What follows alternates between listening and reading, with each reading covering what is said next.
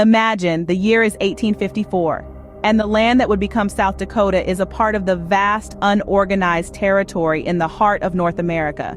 This is a time of exploration and expansion, but also a time of treaties and tension. The first Treaty of Fort Laramie, signed in 1851, recognized the land rights of the Sioux tribes, the original inhabitants of this wide expanse.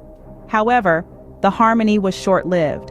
When gold was discovered in the Black Hills in the late 1850s, it brought a rush of miners and settlers, all hungry for fortune and opportunity.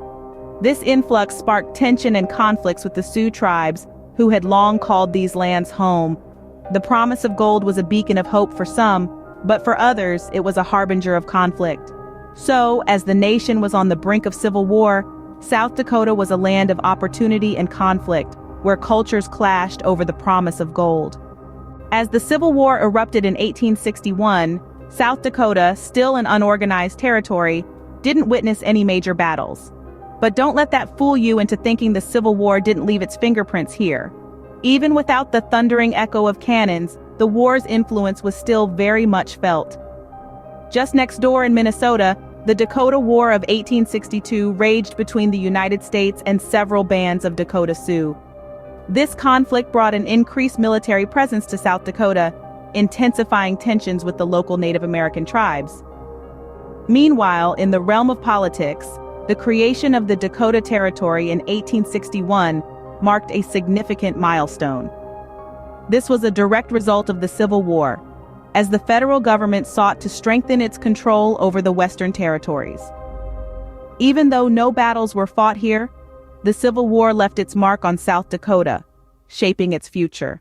When the Civil War ended in 1865, South Dakota faced a new era.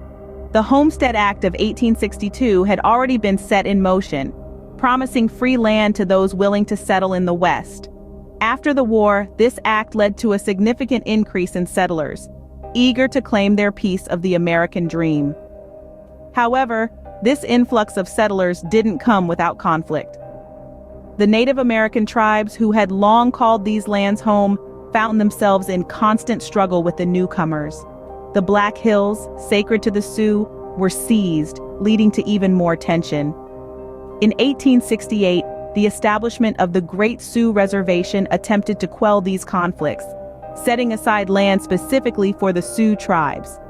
Yet the struggles between settlers and Native Americans continued, painting a complex picture of South Dakota's post-Civil War landscape.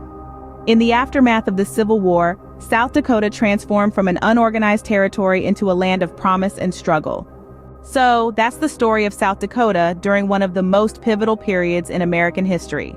Before the Civil War, it was a land of untamed wilderness, inhabited by native tribes and a handful of European settlers. But the conflict brought change, even though no battles were fought directly within its borders. The war stirred political tensions and highlighted the state's strategic importance. Even as a territory, South Dakota was a player in the grander scheme of the country's destiny. In the aftermath of the war, the state underwent a transformation.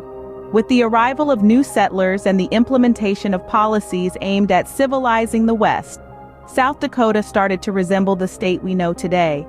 This journey through time has shown us how the echoes of the Civil War reverberated far beyond the battlefield, shaping the destiny of places like South Dakota. To see what happened in your state during the Civil War, click the playlist on your screen, and thanks for watching.